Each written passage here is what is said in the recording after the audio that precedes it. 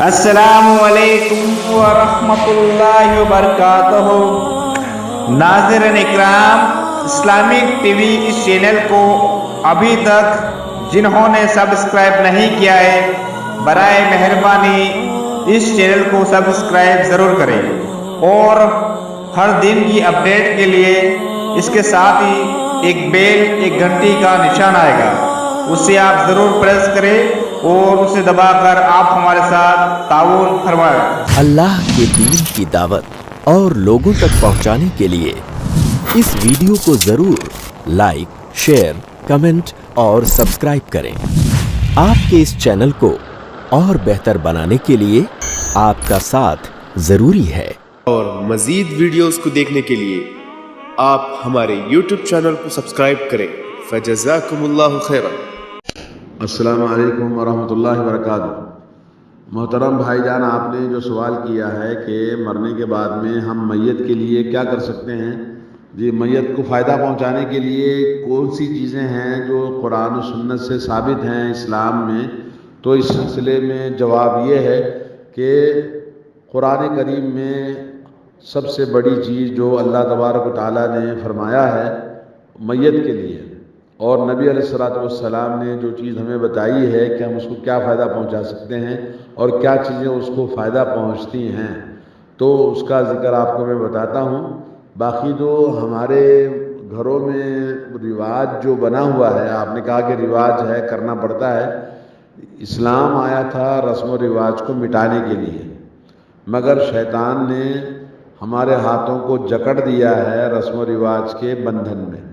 تو شادی بیاہ میں جو رسم و رواج ہوتے ہیں تقریباً 70% یا 80% ہندوانہ مشرکانہ رسم و رواج ہوتے ہیں۔ تو شادی میں، اسی طرح سے جنازے میں، میت کے بعد، مرنے کے بعد ہمارے یہاں سب مشرکانہ اور شیطانی اعمال جو کہ قرآن و سنت کے خلاف کام ہوتے ہیں، جس سے ہم سمجھتے ہیں یہ اچھی چیزیں ہیں، خوشی کی چیزیں ہیں، یا ہے کہ میت کو فائدہ پہنچتا ہے، یہ ساری چیزیں اسلام کے خلاف ہیں۔ جو چیز اسلام کے خلاف کی جائے اس سے میت کو کہاں سے فائدہ پہنچے گا، آپ ہی بتائیے۔ تو اللہ ہدایت دے، اللہ تعالیٰ آپ کو توفیق دے، اور آپ روکیں، کوشش کریں روکنے کی، اور آپ انکار کر دیں ان چیزوں سے۔ اگر آپ کے خاص بس میں ہیں تو کر سکتے ہیں تو کیجیے۔ باقی یہ کہ کیا چیزیں کرنی چاہیے میں آپ کو بتا رہا ہوں، آپ ان کو دیکھیں۔ سب سے پہلے نبی کریم صلی اللہ علیہ وسلم نے یہ فرمایا، نمبر 1 کہ جب نماز جنازہ پڑھو تو میت کے لیے اخلاص خلوص کے ساتھ دعا کرو۔ تو جنازے کی دعا جب ہم میت کے لیے کھڑے ہوتے ہیں تو ہمارے دل میں اس کے لیے اخلاص ہونا چاہیے کہ اللہ تعالیٰ اس میت کی مغفرت فرمائے۔ ظاہر بات ہے جس کا جنازہ ہے اس کے لیے آدمی کے دل میں درد ہوتا ہے، تکلیف ہوتی ہے کہ وہ چھوڑ کے جا رہا ہے، تو اس کے لیے پورے اخلاص کے ساتھ دعا کرنی چاہیے۔ اور اس کے بعد نبی علیہ الصلوۃ والسلام نے جب مردے کو قبرستان میں دفن کیا تو آپ نے فرمایا کہ بھائی اپنے بھائی کے لیے ثابت قدمی کی دعا کرو، کیونکہ اب اس کو اللہ تعالیٰ کے سامنے سوال و جواب کا یعنی پوچھا جانے والا ہے، اور ہم نے اس کو اللہ کے حوالے کر دیا ہے، تو ثابت قدمی کی دعا کرو۔ تو اس کے لیے میت کے لیے دعا کرنا وہاں بھی ثابت ہوتا ہے کہ ہم اس کے لیے دعا کریں، نمبر 2۔ نمبر 3، اب جو بنیادی حدیث ہے وہ نبی کریم صلی اللہ علیہ وسلم سے صحیح مسلم میں، اذا مات ابن آدم انقطع عنہ عملہ الا من 3۔ انسان جب مر جاتا ہے تو اس کی دنیا سے رشتہ عمل کا ٹوٹ جاتا ہے، سوائے 3 چیزوں کے۔ 3 چیزیں کیا ہیں؟ صدقۃ جاریہ، اس نے اپنی زندگی میں صدقہ جاریہ کا کوئی کام کر کے چلا گیا تھا تو اس کے مرنے کے بعد اس کے صدقہ جاریہ کا جو خدمت تھی اس کا ثواب اس کو برابر ملتا رہے گا، نمبر 1۔ نمبر 2، علم ينتفع به، علم کی خدمت کر کے چلا گیا تو اس علم سے بھی اس کو فائدہ پہنچتا رہے گا جو لوگوں کو سکھا کے چلا گیا۔ کوئی ہنر ہے، کوئی علم ہے، کوئی خدمت ہے جو لوگوں کو سکھا کے چلا گیا تو اس کا بھی اس کو فائدہ پہنچتا رہے گا جب تک اس سے فائدہ اٹھاتے رہیں گے۔ اور تیسری چیز ہے ولد صالح يدعو له، تیسری اور بنیادی چیز ہے کہ نیک اولاد نیک ہو جو ماں باپ کے درد کو محسوس کرے اور ان کے لیے دعائے مغفرت ہمیشہ کرتے رہے۔ قرآن کریم میں موجود ہے جیسے حضرت نوح علیہ السلام کی دعا ہے، حضرت ابراہیم علیہ السلام کی دعا ہے، اور اللہ تعالیٰ نے نبی علیہ السلام کو بھی یہ دعا سکھائی ماں باپ کے لیے۔ وہ دعا کیا ہے؟ ربنا اغفر لی ولوالدی وللمؤمنین یوم یقوم الحساب، اور یہ نبی علیہ السلام حضرت ابراہیم علیہ السلام کی دعا ہے، رب اغفر لی ولمن دخل بیتی مؤمنا وللمؤمنین والمؤمنات۔ یہ حضرت نوح علیہ السلام نے ماں باپ کے لیے دعا فرمائی۔ اور اسی طرح سے اللہ تعالیٰ نے سورہ اسراء میں یہ دعا سکھائی، سورہ اسراء میں جی کیا دعا سکھائی ہے؟ رب ارحمہما کما ربیانی صغیرا، اے اللہ میرے والدین پر رحمت نازل فرما، جیسے انہوں نے مہربانی کر کے مجھے بچپن میں پالا پوسا، محنتیں اٹھائی میرے لیے، ویسے ان کے لیے اللہ تعالیٰ اپنی رحمت نازل فرما۔ یہ دعا اللہ نے قرآن کریم میں سکھائی ہے سب کے لیے، ماں باپ زندہ ہوں یا مردہ، ان کے لیے یا میت کے لیے ہم یہ دعا کرنا چاہیے۔ اور اس کے علاوہ جو چیزیں جو میت کو فائدہ پہنچتی ہیں وہ علم ہے جو انہوں نے زندگی میں خدمت کر کے چلے گئے، اور دوسرا ولد صالح جو نیک اولاد ہو، اور تیسرا یہ کہ قرآن کریم انہوں نے قرآن کریم کو چھوڑا یا ان کے نام سے آپ صدقے جاریہ قرآن کریم مسجد میں رکھیں تو لوگ قرآن پڑھتے رہیں گے تو اس کا ثواب ان کو ملتا رہے گا۔ باقی جو گھر میں کھانا کھلاتے ہیں 10واں 20واں چہلو تیجا، یہ سارے کے سارے ہمارے پیٹوں میں کھانا جاتا ہے اور ہم کھانا کھا کے پاخانہ کرتے ہیں اور یہ سمجھتے ہیں کہ کھانا مردے کو فائدہ پہنچتا ہے، ہرگز نہیں پہنچتا۔ یہ بدبخت ہیں جو کھانے کا دھندا بنا کے رکھا ہے چوروں نے، حرام خوروں نے۔ یہ آپ کھائیں، آپ کے پیٹ میں کھانا جائے اور یہ بولے کہ بھی کھانا مردے کو فائدہ پہنچتا ہے۔ مسلمان سب سے بدترین قوم ہے جو مردے پر بھی کھانا کھاتی ہے، شادی بیاہ میں بھی کھانا کھاتی ہے، بچہ پیدا ہو تو کھانا کھاتی ہے۔ یعنی اسلام نے جہاں خوشی کے موقع پہ کھانے کا حکم دیا وہ بھی کھاتے ہیں، اور جہاں اسلام نے منع کیا وہاں بھی بہانے بنا کے کھانا کھاتے ہیں۔ دنیا میں ایسی کوئی قوم نہیں ہے جو مسلمان جس طرح سے کھانا کھانے کے پاگل ہیں، کھانے کھانے کے لیے ایک دوسرے کو گندے طریقے سے کھانے کھاتے ہیں۔ یہ پیر جمعرات کی فاتحہ پر کھانا کھاتے ہیں، کوئی بھی یہ تیجا آ گیا فلاں آ گیا تو اس پہ کھانا کھاتے ہیں، مردوں کے نام سے کھانا کھاتے ہیں، اور پھر یہ فاتحہ نیاز کے نام سے کھانے کھاتے ہیں۔ تو کھانے کا زندگی میں سب سے گندی قوم مسلمان قوم ہے۔ اور مسلمان کے لیے جو ہم فائدہ پہنچانا چاہتے ہیں مرے ہوئے انسان کے لیے، تو نمبر 3 قرآن کریم جیسے میں نے بتایا، نمبر 4 تعمیر مسجد۔ آپ نے اس کو تعمیر مسجد کرا دی یا اس کے پیسے سے، یا کہ اس نے اپنی زندگی میں مسجد تعمیر کرائی تھی تو اس کے لیے اس کا صدقہ جاریہ پہنچتا رہے گا۔ نمبر 5 ہے سرائے خانہ بنانا، جیسے انسان جہاں رکتا ہے آرام کرتا ہے، سرائے خانہ کسی نے بنا دیا تو اس کا بھی ثواب اس کو ملتا رہے گا۔ نمبر 6 کنواں کھودنا یا نہر جاری کرنا یا ایک نل لگا دینا، ٹیپ لگا دینا، اس سے بھی اس کو ثواب ملتا رہے گا۔ نمبر 7 کوئی بھی صدقہ جو اپنی زندگی میں ایسا کسی کو کوئی کام کر کے چلا گیا تو اس کا بھی ثواب ملتا رہے گا۔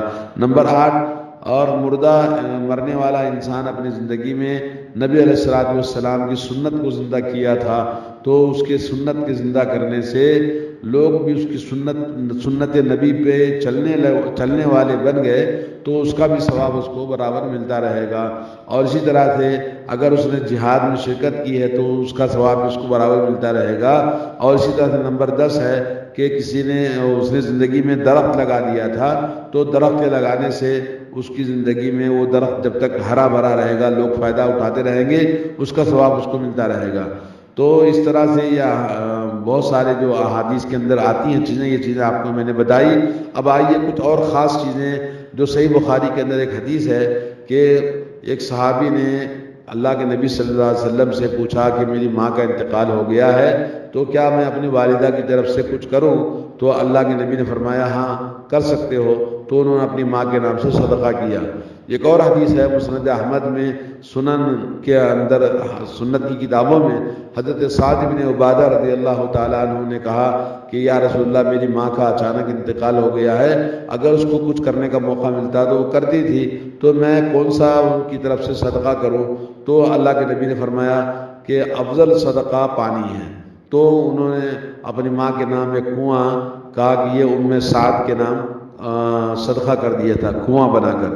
تو کنواں پانی جیسے سب سے افضل چیز ہے جو اللہ کے نبی سے ثابت ہے، جو میت کی طرف سے پانی لوگوں کو پلائیں، نل لگا دیں۔ یہ جو کھانا کھاتے ہیں یار، دنیا میں سب سے ذلیل قوم ہے جو کھانا اس طرح سے مردے کے نام سے اس کا خون کھاتے ہیں، اس کا گوشت کھاتے ہیں، بیٹھ کے دعوت کھاتے ہیں۔ لا حول ولا قوت الا باللہ۔ صحیح مسلم میں ایک اور حدیث ہے کہ ایک صحابی نے کہا یا رسول اللہ کہ میرے والدین کا انتقال ہو گیا ہے، انہوں نے مال چھوڑا ہے، تو کیا میں ان کی طرف سے صدقہ اور خیرات کروں؟ تو اللہ کے نبی نے فرمایا ہاں کر سکتے ہو۔ تو اس طرح سے، اور اس سے بڑھ کر اور سب سے افضل چیز جو مردے کے لیے آپ ہم دے سکتے ہیں وہ مسلمانوں کی دعائیں ہیں۔ اللہ تعالیٰ قرآن کریم میں فرماتا ہے والذین جاءوا من بعدهم یقولون ربنا اغفر لنا ولاخواننا الذین سبقونا بالایمان ولا تجعل فی قلوبنا غلا للذین آمنوا ربنا انک رؤوف رحیم۔ اللہ نے یہاں فرمایا کہ اے اللہ ہماری مغفرت فرما اور ہمارے ان بھائیوں کی مغفرت فرما جو ہم سے پہلے حالت ایمان میں مر چکے ہیں۔ یعنی اگر مرنے والا اگر مشرک نہیں ہے اور کافر نہیں ہے تو اس کے لیے مغفرت کی دعا کرنا قرآن میں اس کا حکم ہے، تو ہم ہمیشہ ان کے لیے مغفرت کی دعا کریں۔ سب سے بڑا یہ صدقہ جاریہ ہے ان کے لیے۔ تو یہ چیزیں ہیں جو قرآن و سنت سے ثابت ہیں، اور باقی اللہ تبارک و تعالیٰ کی بارگاہ میں ہم غلط راستوں سے مردے کو فائدہ پہنچانے کے جو طریقے اپنائے ہیں، ان میں سے جیسے 10واں 20واں چہلوں کھانے پکانے اور بکرے ذبح کرنے، اور یا ہے کہ اس طرح سے لوگوں کو اکٹھا کرنا، اور یہ حدیث میں آتا ہے کہ ہم اس کو نوحہ خوانی سمجھتے ہیں، جو گھروں میں اکٹھا کر کے لوگوں کو کھانا کھاتے ہیں مردے کے نام سے، یہ نوحہ خوانی ہے جو کہ اسلام میں حرام ہے۔ اور اسی طرح سے نبی کریم صلی اللہ علیہ وسلم نے ختم پڑھانے کا بھی کوئی نبی سے ثابت نہیں ہے کہ مدرسے کے بچے ہوں یا مسجد کے لوگ ہوں یا مولوی صاحب آئیں اور یہ 2-2 4-4 پارے پڑھیں، یا مولوی صاحب بولیں کہ جی میں ختم کروا دیتا ہوں آپ کے بعض مولوی کہتے ہیں جی ہم اپنی آپ کی ماں کے لیے، آپ کے باپ کے لیے ہم نے 2 قرآن پڑھ کے بخشا ہے، تو آپ مدرسے کے اندر رسید پھاڑتے ہیں لوگ کہ بھائی ختم قرآن کے 5,000 روپے 2,000 روپے اس طرح سے دیے جاتے ہیں۔ یہ بھی چور دھندے ہیں، کیونکہ ختم قرآن کے ختم کرنے کا، قرآن کے مردے کو بخشنے کا کہیں بھی ثبوت قرآن میں یا سنت میں نہیں ہے۔ جو چیزیں میں نے ذکر کی ہیں وہی چیزیں ہیں، اس کے علاوہ کوئی اور اس طرح سے جو کچھ بھی کیا جاتا ہے وہ سب باطل ہے، غلط ہے اور بدعت ہے، اور یہ سب چیزیں لوگوں نے کھانے پینے کے دھندے بنا کے رکھے ہیں۔ ان چیزوں سے کوئی فائدہ نہیں ہوتا مردے کو۔ آپ اللہ تعالیٰ سے دعا ہے کہ اللہ تعالیٰ آپ کے گھر میں جس عزیز کا انتقال ہوا ہے اللہ تعالیٰ ان کی مغفرت فرمائے، اور ان کے لیے اللہ تعالیٰ سے آپ بھی دعا کریں، اور جو چیزیں کرنے کی ہیں وہ کریں تو انشاءاللہ فائدہ ہوگا۔ جو کھانا آپ کھلاتے ہیں گھر کے اندر 10واں 20واں چہلوں وغیرہ میں، وہی کھانا وہی اناج آپ باہر لے جا کے کسی غریب کے گھر میں دے دیں، یا غریبوں میں تقسیم کر دیں، اناج تقسیم کر دیں، یہ فائدہ ہوگا، صدقہ ہوگا ان کی طرف سے۔ صرف نیت کر کے کھانا گھر میں نہ پکائیں، لوگوں کو نہ دکھائیں، کیونکہ اللہ کے نبی صلی اللہ علیہ وسلم نے کہا آدمی سب صدقہ کرے تو داہنے ہاتھ سے صدقہ کرے تو بائیں ہاتھ کو پتہ نہ چلے۔ تو یہ چور دھندے ہیں جو دکھاوے کے طور پر کیا جاتا ہے۔ جو میں تو کہتا ہوں یہ تو مردے کا خون کھاتے ہیں، خون پیتے ہیں، گوشت کھاتے ہیں، بیٹھ کر ڈلیاں جو کھاتے ہیں نا گوشت کی، تو گوشت کھاتے ہیں تو گویا مردے کا گوشت کھا رہے ہیں۔ لا حول ولا قوت الا باللہ۔ بہت بدترین، بہت ہی دنیا میں کوئی قوم اس کو پسند نہیں کرتی ہے۔ چاہے جائے گا اللہ کے پاس، اللہ تعالیٰ اس کو پسند کرے اس طرح سے مردے کے نام سے کھانا کھائیں۔ مردے کو دفنانے کے بعد میں گھر کو آنا، کھانا کھانا، یہ بھی غلط ہے۔ سب اس طرح کے بہت زیادہ گندے ہمارے پاس کام ہیں، اور اللہ تعالیٰ کی لعنت ویسے بھی مسلمانوں پر ہر جگہ برس رہی ہے، آسمان سے بھی زمین سے بھی۔ ہندوستان کے جو حالات ہیں اور جن حالات سے ہندوستان کی حکومت اور ہندو مسلمانوں کو ذلیل کر رہے ہیں اور تکلیفیں دے رہے ہیں، ہر طرح سے، ہر طرح کے قانون سے اور ہر طرح سے معاشرے میں تنگ کر کے رکھا ہے، اور مسلمان ہے کہ دین کو سمجھنا نہیں چاہتے اور دین پر عمل کرنا نہیں چاہتے۔ اللہ تعالیٰ سے دعا ہے کہ اللہ تعالیٰ ہم سب کو صحیح دین پر عمل کرنے کی توفیق عطا فرمائے۔ جو چیز کرنے کی ہے نبی سے ثابت ہے وہ کریں سراخوں پر، اور جو چیز رسم و رواج ہے، پرمپرا ہے، اس کے مٹانے کے لیے تو اسلام آیا، اس کے خلاف تو اسلام ہے۔ اگر کوئی مسلمان ہے تو اس کے اندر غیرت ہونا چاہیے، اور اس کے لیے آدمی کو اللہ کے دین کے خاطر چاہے کوئی بھی ناراض ہو تو ناراضگی کا کوئی اعتبار نہیں، اللہ کو راضی کر لے اور اللہ تعالیٰ جب کسی کو ناراض کرنے کے لیے، اللہ کو راضی کرنے کے لیے کوئی آدمی کھڑا ہو جاتا ہے تو اللہ اس سے راضی ہوتا ہے اور دوسروں کو بھی راضی کرا دیتا ہے بعد میں. اور اگر کوئی آدمی لوگوں کو راضی کرنے کے لیے اللہ کو ناراض کرتا ہے تو اللہ تعالیٰ بھی اس سے ناراض ہو جاتا ہے، لوگوں کو بھی اس سے ناراض کروا دیتا ہے. تو بہت بڑی بات ہے. آپ اللہ تعالیٰ آپ کو توفیق دے. جزاک اللہ خیر. السلام علیکم ورحمۃ اللہ وبرکاتہ.